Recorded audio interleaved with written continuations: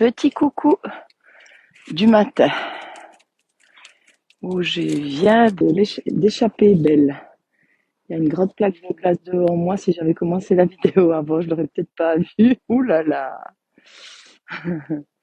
Donc c'est vraiment un rapide coucou par ici.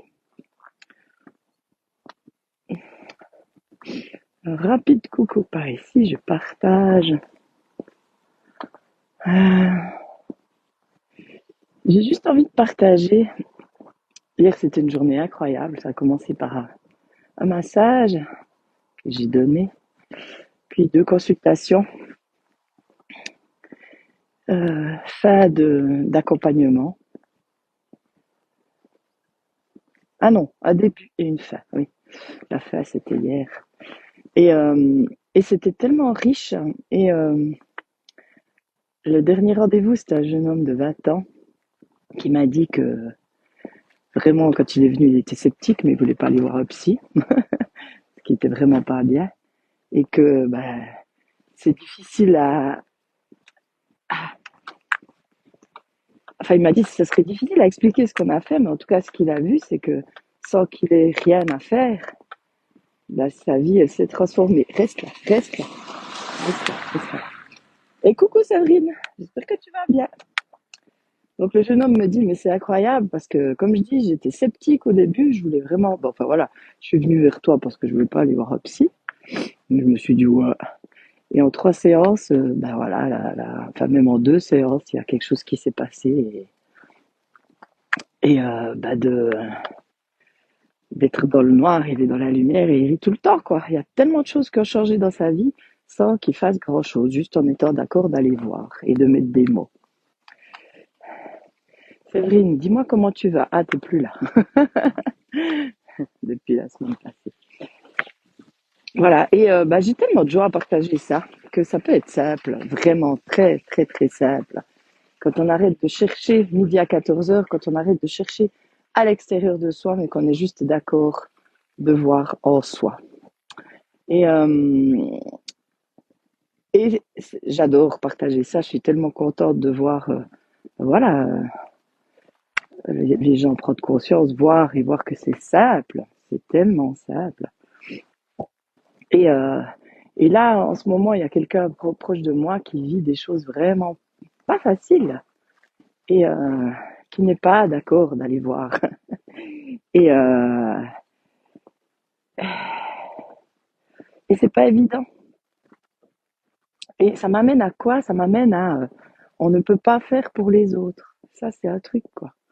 Même si on voit ce qu'il y a en jeu, même si on sait, entre guillemets, quoi, hein, on comprend, c'est la personne qui peut faire le chemin. On ne peut pas faire pour les autres.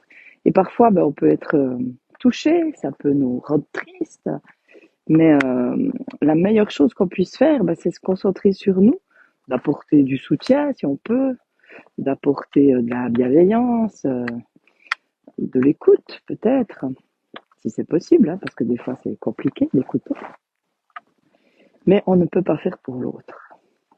Et si je prends l'exemple du jeune homme, j'ai aussi eu sa mère qui a fait une consultation, il y avait besoin de régler certaines choses.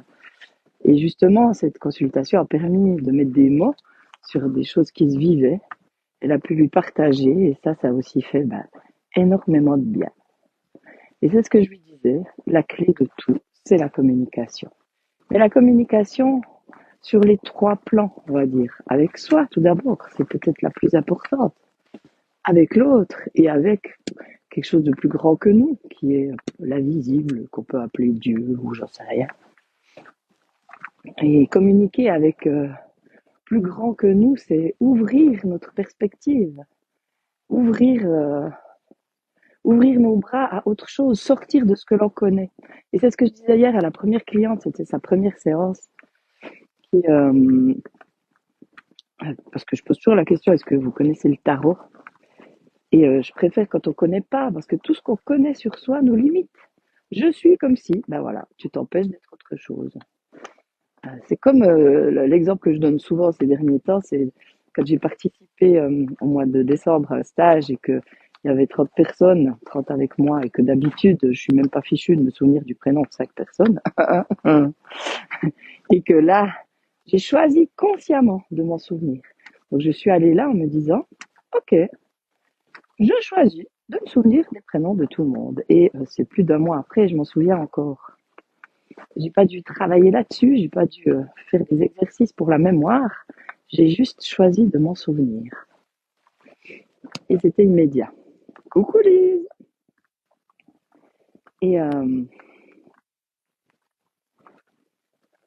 et choisir de s'ouvrir à autre chose, bah justement, c'est choisir de s'ouvrir à quelque chose peut-être qu'on ne connaît pas, mais se donner la possibilité que ça existe. C'est comme, bah justement, le jeune homme, il me dit, mais je sais pas, mais depuis qu'on a fait les séances, là, j'ai des trucs qui viennent, j'ai des impressions, je vois des trucs, je sais même pas si c'est vrai ou pas, au milieu de la nuit, enfin, j'ai comme des messages et tout. Je lui dis, bah c'est normal, parce que comme tu as ouvert à autre chose, tu t'es laissé, tu vois, tu aurais pu venir la première fois, tu étais sceptique, tu aurais pu repartir sceptique et te dire c'est des conneries, ne pas voir, ne pas être d'accord de voir, bah ça aurait rien changé dans ta vie. Mais là, comme tu étais mal et que tu voulais pas voir un psy, tu te dis allez, bon ben voilà, je suis sceptique, mais je vais voir. Tu as ouvert une porte et tu as permis à tellement d'autres choses de s'ouvrir. Quand je dis pour les séances tarot déclic, ouvre-toi à tous les possibles, eh ben c'est ça. Coucou Sophie, c'est ça. S'autoriser à s'ouvrir à tous les possibles. Et tous les possibles, bah, c'est des choses qu'on n'imagine pas. Comme lui, bah voilà, maintenant il a des trucs qui viennent. Il s'imaginait surtout pas que ça allait arriver dans sa vie. Mais ça arrive, parce qu'il a été d'accord. Il a été d'accord de voir, il a été d'accord de s'ouvrir à la simplicité, à l'évidence. Il a été d'accord de parler. Viens, viens mon gros, viens là. Et c'est magique. C'est vraiment magique. La vie, elle peut vraiment être magique. Et c'est une question de point de vue. Ah ben, viens. Bon, comment ça résonne tout ça? Qui est là depuis le début, enfin à peu près depuis le début, qui m'entend? Parce que je ne sais pas si je parle dans le vide. Non, je pense que vous êtes encore là, je ne dois pas parler dans le vide. Dites-moi comment ça résonne.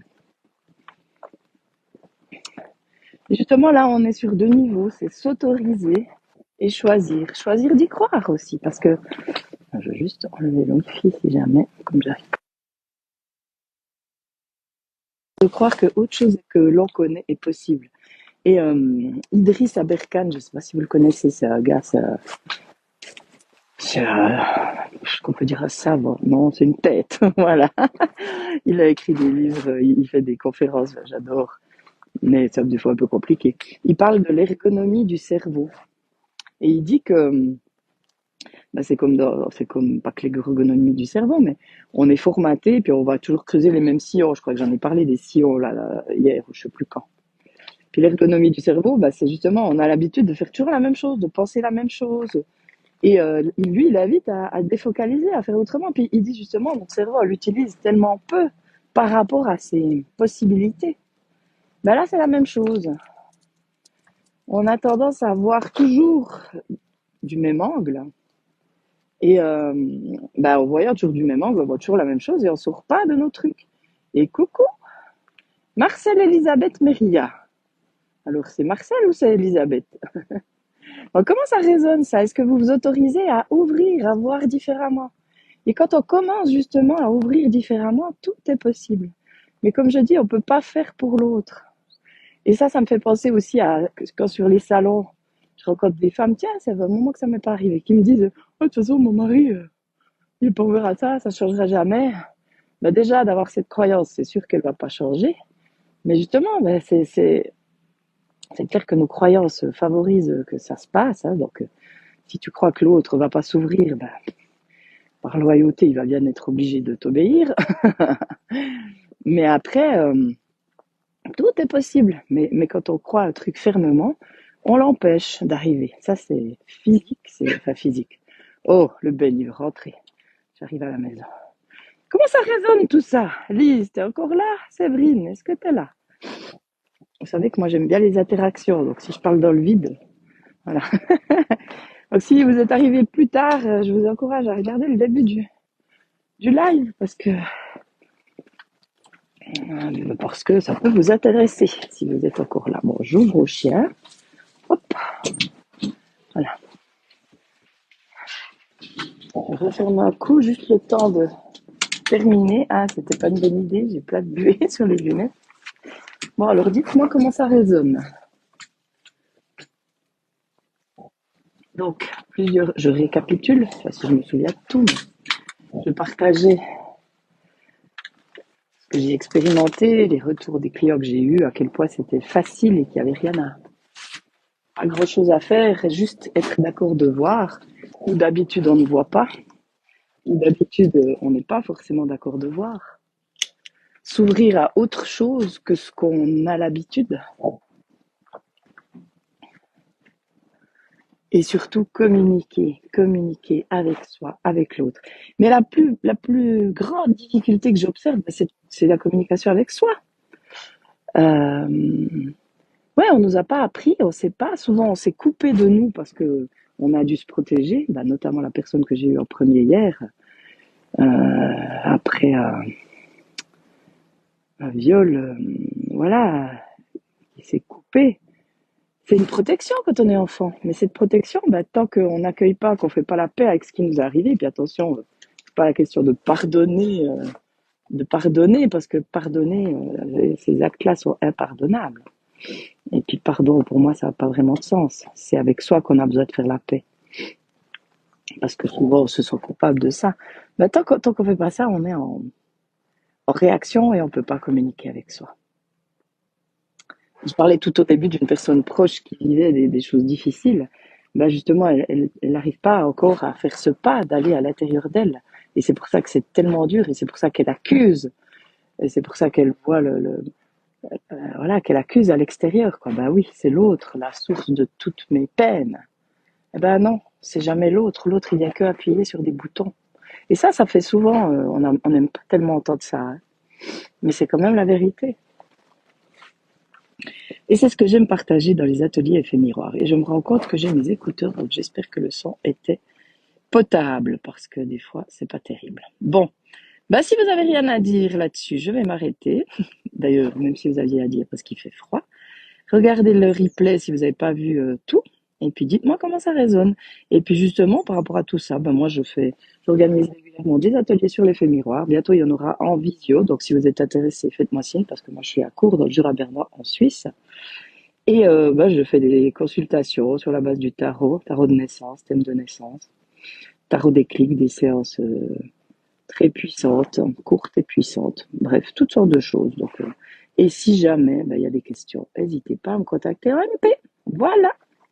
À bientôt. Bonne journée.